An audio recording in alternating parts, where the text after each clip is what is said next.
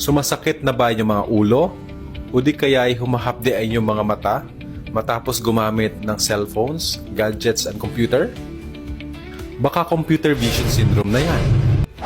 Kumusta po kayo? Ako po si Doc Moa, ang inyong Pinoy Odi.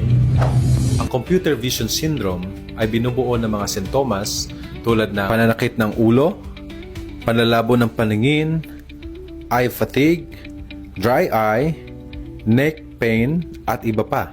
Tapos ang mahabang oras na paggamit ng cellphones, computers, at iba pang mga gadgets. Paano po natin ito maiiwasan?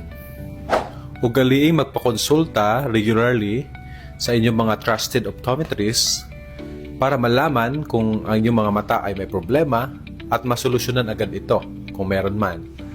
At the same time, maprotektahan ang inyong mga mata using anti-blue light lenses. Gawin ang 20-20-20 rule. Every 20 minutes of doing near work, you look at far or 20 feet for 20 seconds para ma-relax ang inyong mga mata.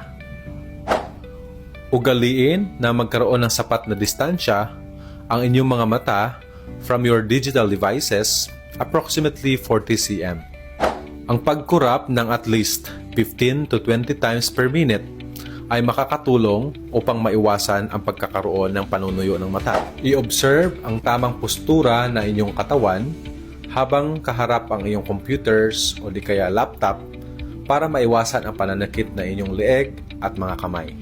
At iyon po muna ang ating mga eye care tips sa araw na ito. Ako po si Doc Moa, ang inyong Pinoy Odi.